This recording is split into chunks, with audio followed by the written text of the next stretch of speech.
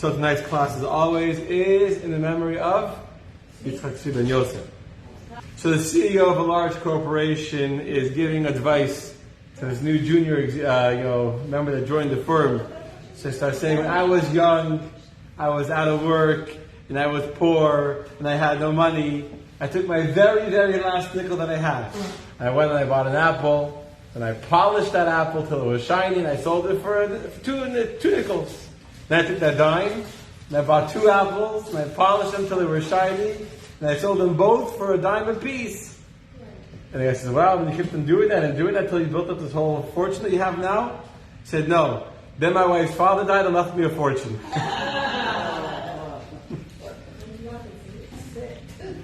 So, this week we read the beginning of the farewell speech, the final speech that Moshe gives to the Jewish people before he would pass away.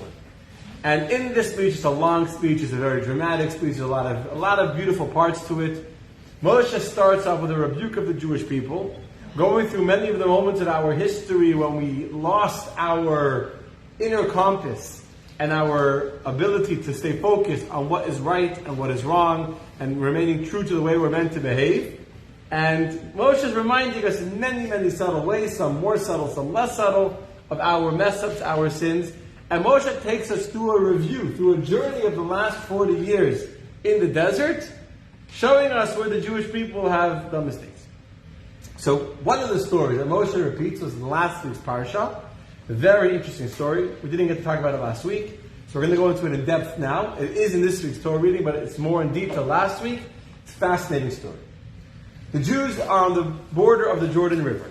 So Israel is on the west side of the Jordan River, hence what's called the West Bank today. Yehuda Shomron, the territories, the settlements, whatever words you want to use. It's not for tonight. It's called the West Bank, just to give you clarity, because it's on the west side of the Jordan River. So it's the easternmost part of, interesting, the east part of Israel is called the West Bank. Welcome to Israel. Everything is, in Israel, if you want to go east, you call it the West Bank.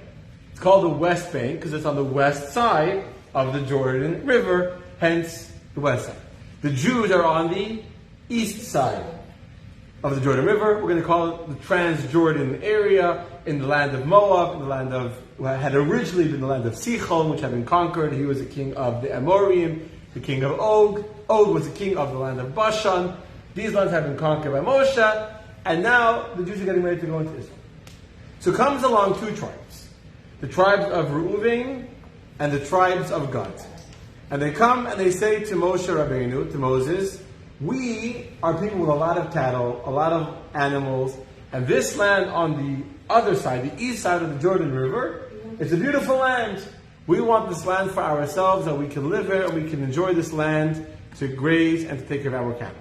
Let's look at this dialogue between Moshe. It's on chapter 32, Bamidbar, chapter 32. You have the papers. See everything. The internet's working today. Everything's working. What? Internet is working, thank God. And went out. There was a storm before. There was a thunder. It went out, but only for a minute. Then went back up. Thank God. I got scared to be another week without internet Monday night, but it went back. So, chapter 32. We won't do the whole story, a few verses. The descendants of the tribes of Reuven and Gad had an abundance of livestock, very numerous. And they saw the land of Yazer and the land of Gilad, and behold, the place was a place for livestock. The descendants of Gad and the descendants of Reuven came, and they spoke to Moses and to Elazar, the Kohen and the prince of the community, saying that this is a beautiful land, we want to dwell over here, etc. The different cities that we see. Verse number 4, the land the Lord struck down before the congregation of Israel is a land for livestock, and your servants have the livestock.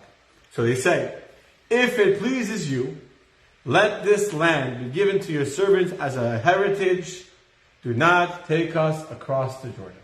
This is their request. It's a good place for our cattle. We'll make a beautiful home over here. Don't make us go into Israel to live there. Now, if you're Moshe, how would you respond to this? No. Very strange. Awkward request. Why is it an awkward request? The whole purpose was to go to Israel. Okay, so you're 100% correct. The whole purpose of the last 40 years is to get to Israel, right? Since before they left Egypt, Moshe has been telling them, we're on a journey to the promised land. That was very clear from the beginning. The itinerary never changed. Well, the itinerary changed. The stopovers and the layovers. But the final destination never changed. So they should have wanted to go into Israel. Why are they walking away from it? What? We know that the land is good, but it's still like it's not promised them that the land inside. So you're saying they're happy. They're happy that they have the uncertainty of maybe it'll be better in the land of Israel. You know, they say that the grass is greener on the other side. People see the picture. I see it different. How do you see it? Loyalty? Yes, to stay with Moses. They don't want it to You're stay right. with On Shabbos, I said the Medrash was a beautiful Medrash. I wasn't going to say, but since you're bringing it up, that they wanted to stay on the east side of the Jordan because they knew Moses was going to be buried on the east side of the Jordan. So they wanted to stay near their teacher and they wanted to be buried near Moshe, not to leave him all alone and abandoned. That's true. It's a beautiful interpretation. But on the simple level, that's a Medrash. And it's a beautiful Medrash. But on the simple level, they want a place for their cattle and they're willing to give up on the land of Israel. Well, is it because the land wasn't occupied and they were afraid they would have to fight for the land in Israel and this land was already free? Well, that's kind of what the Pharaoh is saying. The Pharaoh said the same thing. The land, this is already conquered. Og is killed, Sichon is killed, the land is conquered, the land is here. We don't have to worry about it. Instead, we should go into to Israel. We don't know what will be in Israel. We'll have to fight. Who knows if it will really be a good land? Maybe it won't be a good land. Maybe Moses was lying to us. Maybe God is lying to us. But such a sentiment is very, very wrong. To doubt that the land of Israel is a better land than the land on the other side of the Jordan River? Right? If you believe in Moshe, you believe in God, then you should want to go where God promised you is the best land, the land flowing with milk and honey. So Moshe gets very upset at them. And you're going to see, not only is he upset because of this, Moshe also is afraid that they're losing their courage, they're losing their morale, they're losing the whole purpose. They're afraid, like the spies that 40 years earlier were afraid to enter the land of Israel. Remember that story, right? So Moshe responds, verse number 6, and Moshe says to the descendants of Gad and to the descendants of Reuben, shall your brethren go to war while you stay here? You guys are chickening out from our divine mission to go and fight? And then Moshe launches into a lengthy speech. The spies, 39 years earlier, 40 years earlier, did the same thing. They came and they said the land is too difficult to conquer, we won't get it, and the people became afraid, and they cried, and blah, the whole story. How could you do this to us again now? You're reenacting the very same sin, the very same mistake that the spies did 40 years ago, you're doing it again. So finally, verse number 16. After Moshe finishes, they approach him and say, you misunderstood us. Here's our plan. Here's what we want to do. We will build sheepfolds for our livestock here. We'll build barns, pens for our livestock here. And we will build cities for our children. Then we will arm ourselves quickly and go before the children of Israel until we have brought them to their place in the land of Israel. Our children will reside in the fortified cities on account of the inhabitants of the land. Why everything is so difficult at the time? What is so difficult? Well, let me just explain what's happening here. So what are they saying to Moshe? What are they saying to Moshe? You misunderstood us. We're not afraid to fight. We're not losing morale and chickening out. Let us build places for our cattle. Let's build barns and fences for the sheep to graze. We'll build homes for our children. We'll build what they need. Then we'll leave our families here on the other side of the Jordan, on the east side of the Jordan. We will go armed in the front of the army. We'll stay in Israel and we'll fight in Israel until the entire land is conquered. And only after the land is conquered will we then return back home to our families on the east side of the Jordan River. Okay? That's their offer to Moshe. Such an offer, Moshe says, okay, I'll accept this offer, but he doesn't trust them so much. So what does Moshe do? He gathers Elazar the high priest, and he gathers Joshua, and all the elders, and all the princes of all the tribes, and he repeats the deal in front of them. So no one can say afterwards that that's not what happened. And he repeats the whole thing. These two tribes, the tribe of Reuben, the tribe of Gad, they want to inherit the land on this side of the Jordan because it's good for their cattle. So they've agreed that they will build places for their families here, etc. And then they're going to go in the front lines of the war. They will stay with you and fight with you until the entire land is conquered, and then they will turn back here to their families. And if they keep this deal, then this land will be theirs. If they don't keep this deal, then the land will not be theirs. Okay. Yeah. Why did the people say they put the property and animals before their children? Why isn't it the other way around? So Robert has an excellent question, which I'm going to answer in exactly 1 minute. Right now, it's about to. Now I want to show you. Stay tuned. We're going to address what you just asked right now. So, if you pay attention, you're going to notice in verse 24. Let me go back to the text. I should have read this before I finished the story. Moshe Rabbeinu, he agrees to their deal, right? As I just said. But notice one of the verses when he agrees to them. In verse 24, I want you to pay attention to what Moshe says. After Moshe says, if you agree to go fight, I accept your offer. Here's what you should do. Verse 24. Build yourselves cities for your children and enclosures for your sheep, and what has proceeded from your mouth, you shall do. Okay? You'll go to war and all that. Notice the difference. You notice the difference between what they asked Moses for, how Moses tells them to do? Exactly. Says Rashi, tells us, if you pay attention to verse 16, they said, we'll make gidros tzon, we'll make enclosures for our livestock, sheepfolds. Enclosures, I don't know how to translate sheepfolds. We'll make enclosures for our sheep. I'll make a barn for our cattle here, and then cities for our children. Moshe says you got it all wrong. Let's read Rashi. Says Rashi, a beautiful Rashi. We shall build places for our livestock here. Says Rashi, they were more concerned about their possessions than about their sons and daughters, since they mentioned their livestock before their children. Moses says to them, not so. Treat the fundamental as a fundamental, and the matter of secondary importance as a matter of secondary importance. First, build cities for your children, and afterwards, enclosures for your sheep, which is what Moshe tells them in verse 24. Moshe is saying something so important. You're doing it wrong. Make that ikar, the ikar that says in the Hebrew, asu ha'ikar, make the main thing the main thing, v'hatofel tofel, and that which is secondary, make secondary. Instead, what are you doing?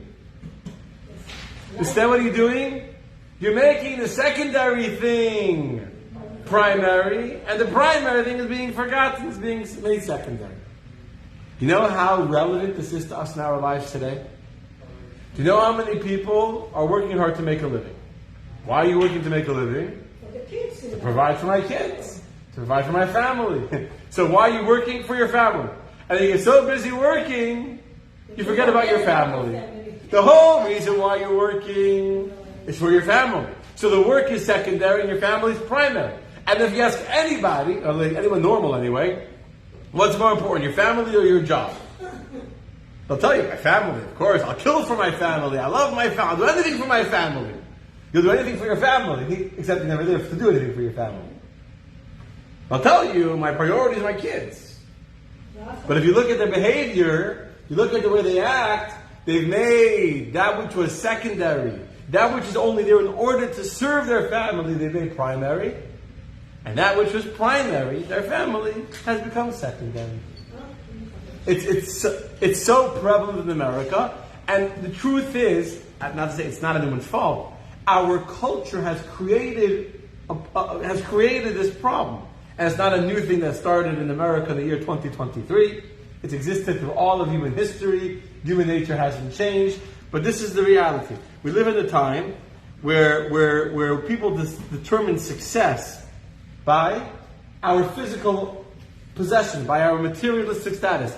And people feel like, if I have a nice home, now I'm successful, now I'm safe, now I made it, right? I have a good car, I have a safe car, I have a 401k, an insurance plan. So what happens? We live in a society where our pursuit for materialistic things, for money, for objects, for good reasons, not because we're looking to show off, not because I'm looking for, what's the word I'm looking for? Just to say I have for the sake of having.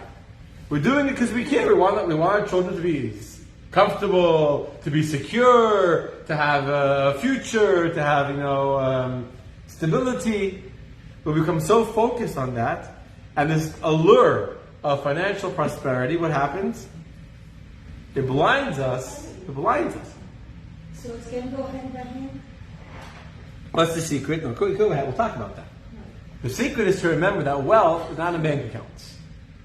Bank accounts could be here today, a good job could be here today, and then tomorrow it could be gone. It could be a stock market crash, it could be a housing crash, it could be this. Who knows what could happen? It could invent AI, whatever it is. And then your whole job, it's here today, it could be gone tomorrow. God forbid if a person dies, their job will maybe mourn them for a few weeks, and then they'll find someone else to take them over. The world will continue. They say the cemetery is full of people who thought the world couldn't survive without them.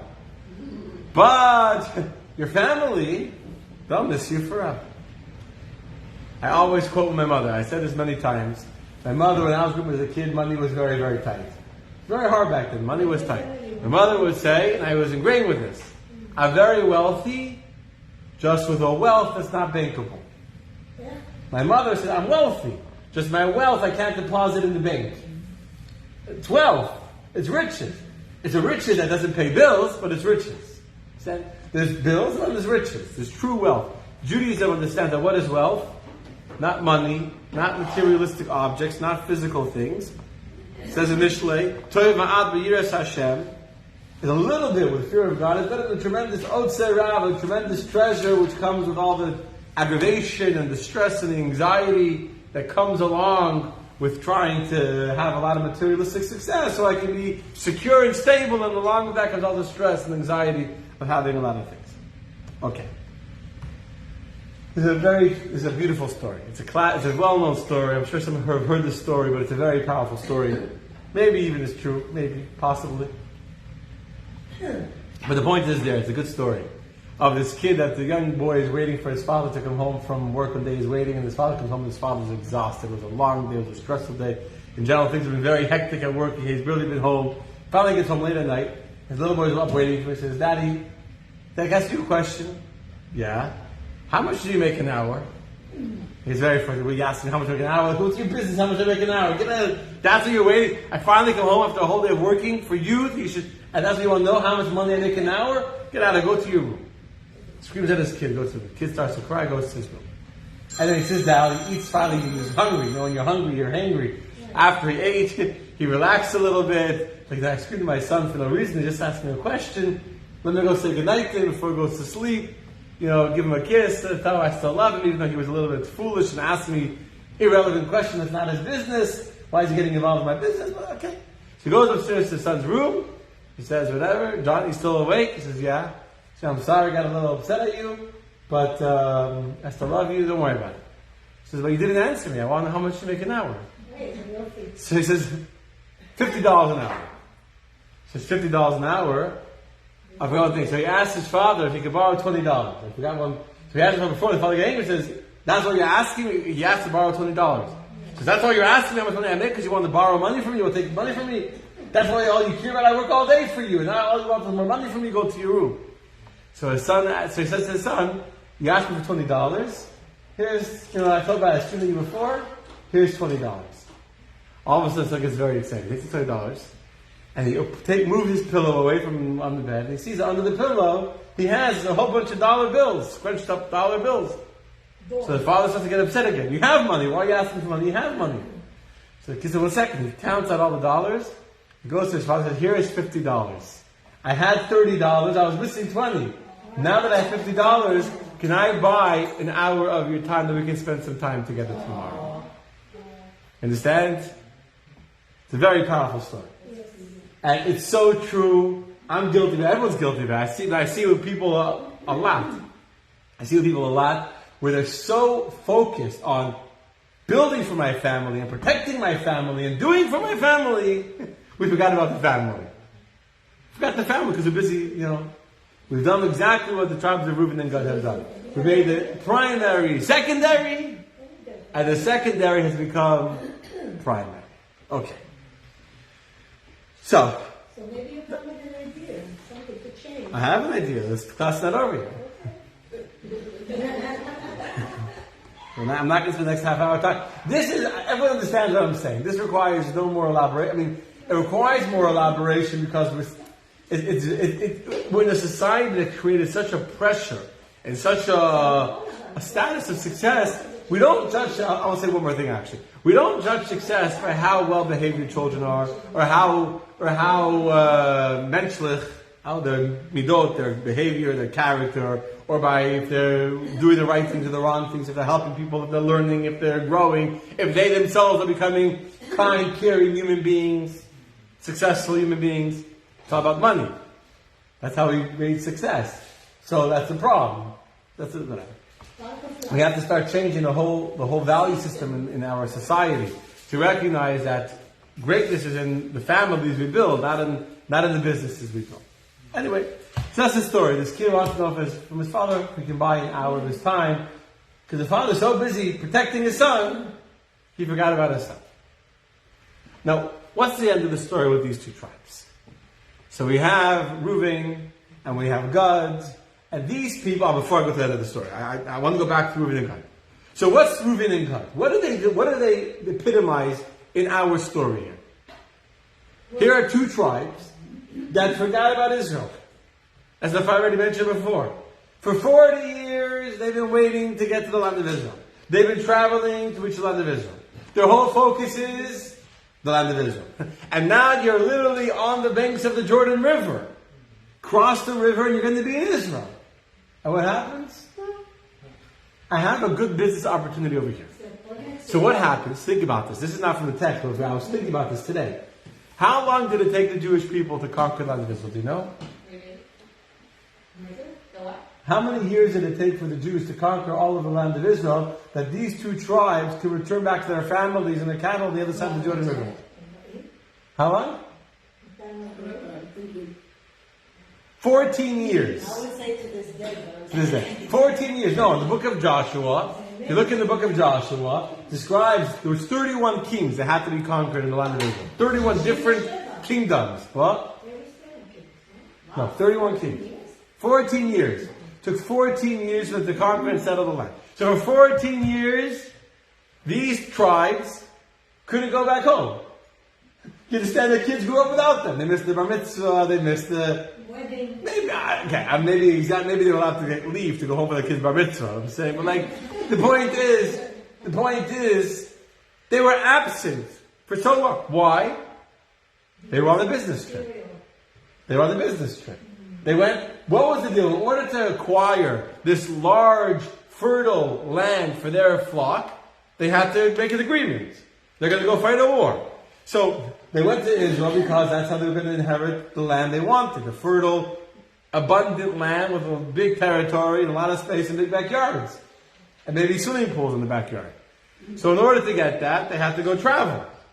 So they literally gave up on the... When Moshe says to them, you made the secondary primary, and you're putting your cattle above your sheep, above your children, it wasn't just the order of the verse. It wasn't just a Freudian slip that when they were talking, they mentioned their cattle before they mentioned their children. No, that's how they behaved. They left their kids, said, goodbye kids, we'll see you in 14 years, we're going to fight a war so we can get this land. Not our homeland. It's going to be their homeland. We're giving up our portion. These two tribes forfeited an inheritance in the land of Israel, which would have been a smaller territory, for a bigger territory on the other side of the Jordan River. So we're forfeiting land there, but we're going to fight for it so we can have a bigger, wealthier, nicer piece of land here, but it won't be the Holy Land or the Promised Land. So it's not just their speech, it's the way they behave, yes. Why do they need to ask permission to even be in that land if it's not the Holy Land? They want to inherit it, not go into the Holy Land. Yeah, but why would they need, west of the east of the Jordan, why do they need permission to stay there? To inherit it as their official inheritance? Inherit from whom? Well, Moshe gave it to them. I mean, the land had already been conquered. Although we're going to read soon, they conquered, we're not going to read it, but some of the families, Machir and Yair, went and conquered additional cities. They can't just park without Moshe's permission. You need Moshe's permission to take over the land. Okay. Yeah? They need Moshe's permission. So what happens to these two tribes? These two tribes that are so focused on building up their portfolio, if you will, building up their 401k, and building up their, building up to a nicer home, a bigger backyard, more place for their cattle. They have a whole, a whole geschäft, a whole business, with all this cattle and everything going on. What happens to them? What's the end of their story? It's not in the Bible. It's in the Bible. It's not in the Chumash, but it's Mishlei tells us. If you go look, let me share my screen again. If you look in Mishlei, there's a fascinating verse in Proverbs. Shlomo HaMelech, King Solomon, writes as follows. He writes in chapter 20 of Proverbs, verse 21. An inheritance may be acquired hastily in the beginning, but its end will not be blessed.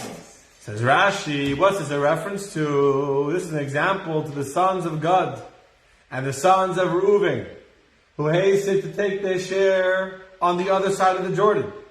And they spoke hastily, as it is said, we want to build sheepfolds for our cattle here, and then they said we'll build cities for our children.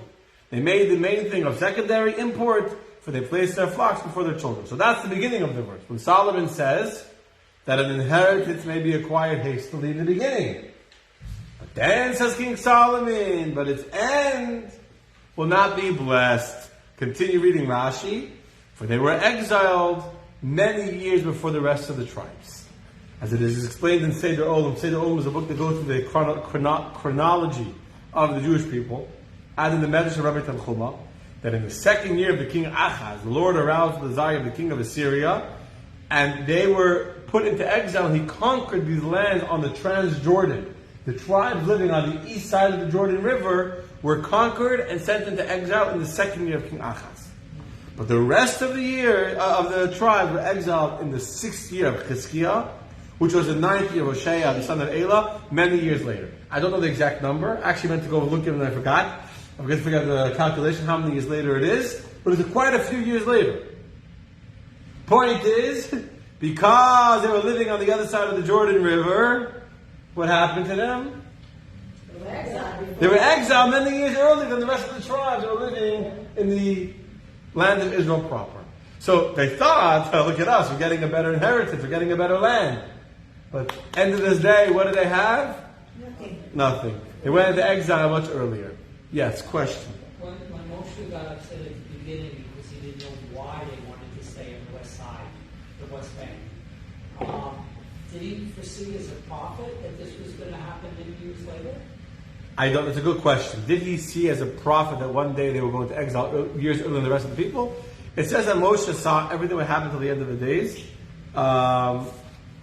And hold on a second. So I'm making all these comments on our.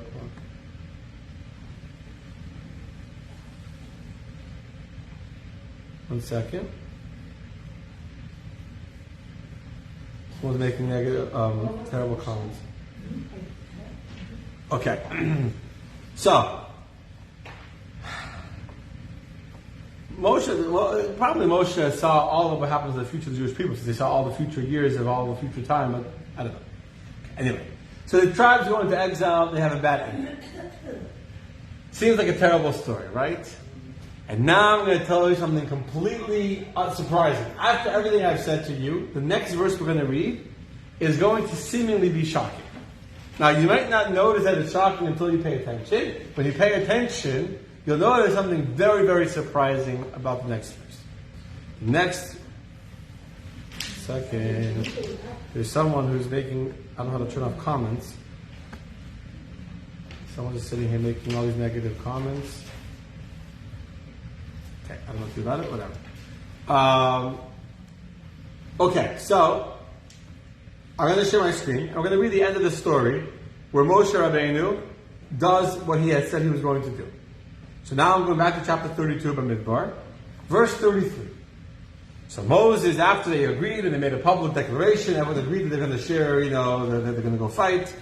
So Moses gave the descendants of Gad and the descendants of Reuven and half the tribe of Manasseh, the son of Joseph, the kingdom of Sichon, the king of the Amorites, and the kingdom of Og, who was the king of Bashan, the land, together with the cities within the borders, the cities of the surrounding territory.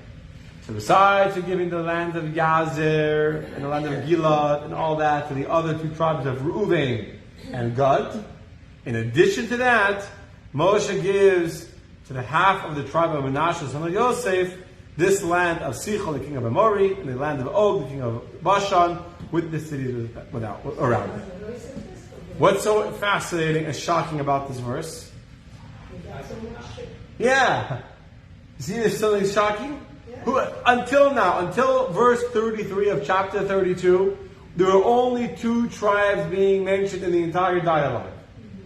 These 2 tribes were the tribe of Reuben and the tribe of Gad. Not once was Menashe part of the dialogue. Not once was he part of the story. All of it. And Moshe was upset about this. Moshe doesn't love the idea of them coming and inheriting land on the other side of the Jordan River. And all of a sudden, comes along Moshe said, I'm going to give to Reuben and to Gad and to part of the tribe of Menashe.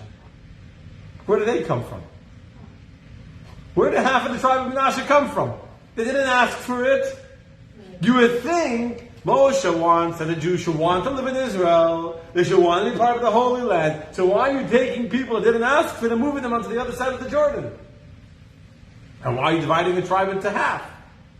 It wasn't exactly half. It was 2 families of the 8 families of Menashe. So it's actually really a quarter. If you want to be precise, it was 2 1/4 tribes. But why is he divided them? Why is he putting them? They didn't ask for it. How did they arrive in the story? This is Levi, right? No, Menashe. To be good at influencing? Oh, very good. The Rebbe talks about that, so give me 2 minutes. So the Ramban asks this question, it's an obvious question, right? All of a sudden, the tribe of Menashe got thrown into the story. So the Ramban says that when Moshe was dividing the land, he realized he has extra land. He realized he has extra land. It's so big, the territory on the east side of the Jordan River, so decided it was more than the tribes of Reuben and Gad needed. He said, who else could I give it to? So 2 families, the family of Yair and the family of Machir, came and said, we want land here too. So Moshe gave it to them. But it's not what it says in the text.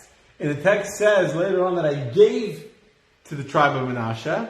And in fact, there's a law in the Talmud Yerushalmi that the tribes of Reuben and Gad, when they brought the Bikurim, the first fruits from the land of Israel, they couldn't say the land that God gave us. There's a mitzvah to bring the first fruits, right? And when you bring the first fruits, there's a declaration you say that I'm bringing the fruits from the land that God gave me. Reuben and Gad couldn't make that declaration. Why? Because they weren't living in land that God gave them. They were living in land that they had requested. So they had requested it. They had fought for it. They had demanded it. So they couldn't say the land that God gave me. The tribe of Menashe could say the land that God gave me, because the fact that some of them lived on the east side of the Jordan River was not because they asked for it, but because Moshe gave it to them. So the question is shocking. Why? Why would Moshe take part of a tribe and say, you guys don't get to enter the land of Israel? You stay here on the other side of the Jordan River. Why would Moshe do that? Especially unsolicited. Now I saw elsewhere, I think Ibn Ezra says that they were asking for the land, these families, but there were only 2 families, so they didn't get counted as their own mention because they were a small group in comparison to the large tribes of Reuben and Gad, but they were always part of the negotiations. But that's not the way you read the text on a simple level. On a simple level, basic reading of the Torah, 2 tribes ask for land, and Moshe gives 2.5 tribes land. Why? I want to point out something else very interesting. If you look carefully in the verse 33, when the Torah tells us that Moshe gave land to the tribe of Menashe, notice something very interesting about the way Menashe is described. Let's read verse 33 again. Moses gave the descendants of God and the descendants of Reuben, and, ready for this, half the tribe of Menashe, the son of Joseph, the kingdom of Sichon, etc. Does anyone here, by the end of the book of Bamidbar, not know who is Menashe? We all know who Menashe is, right? We were introduced to Menashe already in the book of Genesis, when Joseph had sons, and he was the one that stood there, etc. And you hear the Torah telling us, doesn't say the descendants of God, the son of Jacob. Yeah. Is it because Joseph in Egypt stayed true to his beliefs? Close, almost. Yes, almost. You're right. So the Rebbe explains, what's the point of mentioning the fact that they were the sons of Joseph? Joseph is something very special about Joseph. First of all, Marsh is 100% right that Joseph in general stayed very true to his Jewish identity. The Rebbe says more specifically regarding Israel. Yosef showed a greater love for the land of Israel than any of his other brothers. It could be because he was exiled from his own land. But the fact is, before Yosef died, what did Yosef make his brothers do? Swear, to promise, make an oath that he would one day be buried in the land of Israel. He didn't have the power. He buried his father in Israel. He didn't have the power to do it himself. He knew when he died, the Jews wouldn't be able to. But he made them swear that one day he'd be buried in the land of Israel. And Yosef inculcated within his children a tremendous love for the land of Israel. So much so, the most obvious and famous example of this love that exists within the descendants of Yosef, of Menashe, for the land of Israel is the daughters of Tzlafchad. We had a class this last year. It was also last week's Torah reading. The daughters of Tzlafchad are from the tribe of Menashe. Their father Tzlafchad died with only daughters and no sons, which meant that his name would not be continued and they would not have an inheritance in the land of Israel. And these women came and fought for an inheritance in the land of Israel. And the first female landowners in all of human history were girls, religious Jewish Orthodox women in the land of Israel. Yeah, go Orthodox women. So the point is that the tribe of Menashe is showing a tremendous love and desire for the land of Israel, which they got from Yosef, who never lost his identity. Living in Egypt, he never forgot where his homeland was. So Moshe is worried. Moshe sees we got a problem here. What's the problem? We have Jews that are materialistic. We have Jews that only care about money. They're more worried about their money than they are about the future of the Judaism of their children. Can you imagine? It's a shocking thing to say. But there's a few Jews like this. They have money. They don't send their kids to Jewish school because they can't afford it. Too much money. They don't put their kids into whatever Hebrew school, a Jewish environment, the Jewish, because they're busy. They're busy running here. They're busy with work. They're busy with trips. They're busy, and they're so into their materialistic status. They're so into building up this big, beautiful business and becoming successful and having a big backyard, having a lot of space for their cattle to graze, that they're focused on the secondary. They're focused on money more than their children. So Moshe says, Oyvei, what's going to be with the future of these people? What's going to make sure they stay connected to their Judaism? What's going to make sure they stay connected to the land of Israel? They don't want the land already now. They're leaving the land saying, I want to stay here. You think their kids are going to have a feeling for Israel? It's like every Israeli leaves Israel. They're convinced their kids are going to love Israel. Why would your kids love Israel? You left Israel. I should say, no, there's a feelings in the room. But you left Israel, and you think, because you went back in the summer and you had some falafel, whatever, and you talked Hebrew with your friends, whatever, that your kids will love Israel. Moshe is very worried. Moshe is very worried. What's going to be with the future of these people? Already now, they're more material, they're more focused on money than on family. They're already now more focused on their wealth than on the wholeness of Israel. Can you imagine the next generation? Imagine 2 generations from now, their grandkids. They're not going to care about Israel. So Moshe says, I need to do something. So Moshe says, I'm going to leave behind some of the most loyal, dedicated Jews. Some of the Jews that are burning with idealism. Jews that are passionate about Israel. Jews that will never forget their identity. Jews that even in exile, descendants of Yosef, people that are in exile, who can grow up in Egypt. Because remember, Menashe was not born in Israel. Menashe was born in Egypt, in exile. And despite being born in exile, they can stay true and stay committed and stay connected to God, to Israel. They're going to have to live with the other members of the tribes of Reuben and Gad to be like the moral, the spiritual icon, the spiritual reminder, the spiritual stability, the anchors, the spiritual anchor to remind the rest of these Jews what's primary and what's secondary. In fact, we're taking it a step further. Yosef had 2 sons.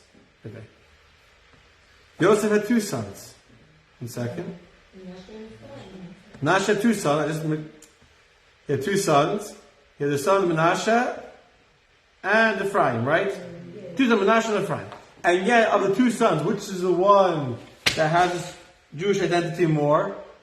Who is the son between Ephraim and Menashe that says that they're going to be the ones to be the spiritual anchor of the Jewish people and remind the Jews, the tribes of Reuben and Gad, who they are?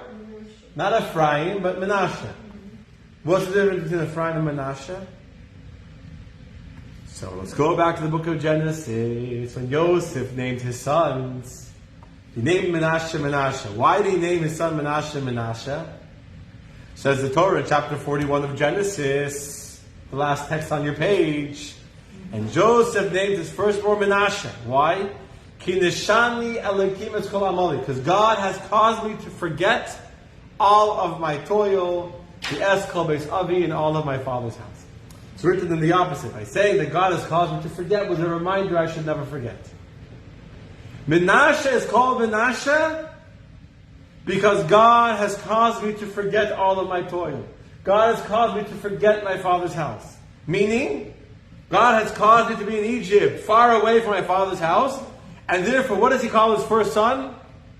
A reminder not to forget. A warning of what will happen to him if he does forget. Only after he named his first son Menashe does he then name his second son Ephraim. Ephraim is ki Ephraim Elikim be'eretz ani, that God made me fruitful and prosperous and successful. But the success only comes after Menashe. So of all of the 12 tribes, who is the tribe that most represents or reflects the need that a Jew living in exile, living in a materialistic society, which focuses on money and focuses on the size of your car, and the size of your house, and the size of your bank account, and your 401k, who would be the tribe, who would be the people that could make sure the Jews stay spiritually connected and spiritually reminded of who they are and where they belong? Specifically from the tribe of Menashe, the son of Yosef. That's what the Torah says. The tribe of Menashe, the son of Yosef, who could be in Egypt, who could be successful in Egypt, but would never forget his identity. Would never forget who he is and where he comes from. The house of his father. Okay. This is a very important lesson for us. So what's the lesson for us? What does it mean in the Bible here? To some extent, we can probably all say we're somewhat guilty of putting money over priorities, over our family, and we're all, it's a struggle. It's a struggle living in America, and we work, and we get distracted. So what's the solution? To have a Menashe. A Menashe, if I could say it in this context, is a community. It's a spiritual anchor. It's people that are idealistic about their Judaism. People that are committed to their Judaism, that are, despite living in Egypt, despite living in Florida, despite living in America, despite living on the other side of the Jordan River, are burdened with a passion for Torah, or are burdened with a passion for God, burdened with a connection to Hashem. That's Menashe. And because Menashe was appointed by Moshe Rabbeinu, Menashe didn't want to be there. You have to recognize this. Menashe didn't ask to be there. Menashe didn't ask to live in the beautiful Florida with a pool in the backyard. Menashe would have been happy. They wanted to stay in Israel. And Moshe comes to Menashe and says, I have a shlichus for you. I have a job for you. There's 2 tribes, and all they care about is money, and all they care about is their cattle and their sheep. Live with them. Live with them. Remind them that they're Jews. Remind them that they're Jews. Remind them that they have a connection to the Holy Land, that they have a connection to God. Stay with them, even though you're going to go into exile with them, but stay with them and remind them who they are. So for us, the lesson I think is very clear. When we remember, when we recognize that we're losing sense of priorities, and perhaps, God forbid, our priorities in life are not straight. Perhaps we're making the secondary primary and the primary secondary. We have to make sure to connect ourselves to Menashe. We have to connect ourselves to a community that's burdened, that's connected, that's in love with Torah. Otherwise, if you're going to think, oh, whatever, it's good enough. If you think that our kids will stay connected, if we don't stay connected, it's not going to work. We have to remember we're in exile. We have to remember we're in exile. And this is also connected to the fact that now we're in the period called the 3 weeks. We're in the period where we're mourning the fact that we were exiled from our land.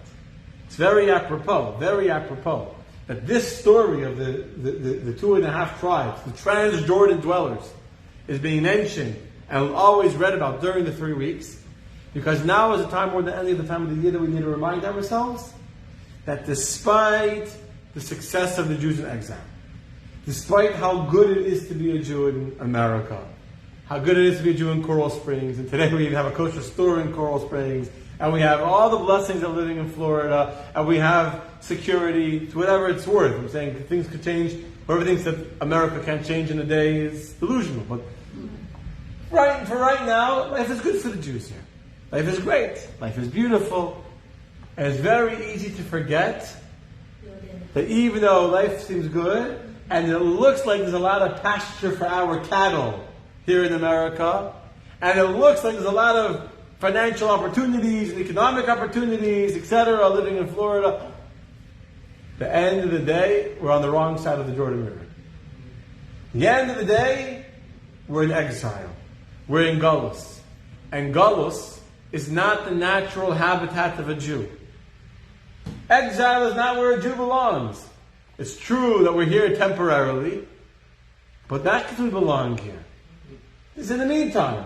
We have to remind ourselves. We belong in our homeland. We belong with the Mashiach, with the Beis HaMikdash, with the temple, with the priests, with the Levites, with the holiness. That's where we belong. And we forget that. We get comfortable in our big backyards, in our big cattle pens, in our big land for our sheep to graze, and we forget that we're in exile. So we read this story to remind us. And then I'll end with the following story. It's a joke, but it's a story with a very powerful message. There's once a baby camel. Camel comes to his mother camel and says, Mama camel, I have a question. Why do we have such wide feet? So the baby camel, the mommy camel says to the baby camel, so when we walk through the desert is sand, we need wide feet so we don't get stuck in the sand. Okay. 2 days later comes to the mommy camel says, why do we have these big humps in our back? So the mommy camel says, because when we go through the desert for weeks at a time without water, won't be anything for us to drink, so we need big humps to store the water that we can keep ourselves hydrated when we walk through the desert. Okay? I have another question. Why are there such big eyelashes?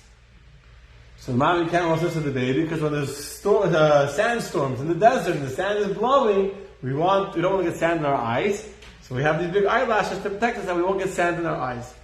The kid is listening. Says, I understand. We have big feet so we can walk in the sand. And we have humps on our back so we can keep water so we won't dehydrate in the desert. And we have eyelashes to protect us in the desert. What are we doing in the Bronx Zoo? Understand? What are we doing in the zoo? We're meant to be in the desert. What are we doing in the zoo? It's very easy to get comfortable. Animals that are born in captivity have a hard time going to the wild because they get comfortable in captivity. Menashe was born in captivity, but he never lost his free spirit. The other people, most animals born in captivity, they can't be rehabilitated to be brought back to the wild. Donkeys and camels that are living in the zoo, they get used to living in the zoo. So they have humps and they have big eyelashes, but they're in the Bronx Zoo. Or the Miami Metro Zoo. But the Menashe was able to be born in captivity, to be born in Egypt, and never forget he was a Jew. And never lose that burning desire that he gave to his children. It's not just Yosef had it. Yosef's children had it. And Menashe's children have it. And Menashe's grandchildren have it. His granddaughters, or his great-granddaughters, the daughters of Tzlafchad, Machla, Noya, Chagla, Milka, Tirza, these 5 girls, they have it in themselves a love for the land of Israel. Why? Because their father had it, and their father had it, and it was ingrained within them.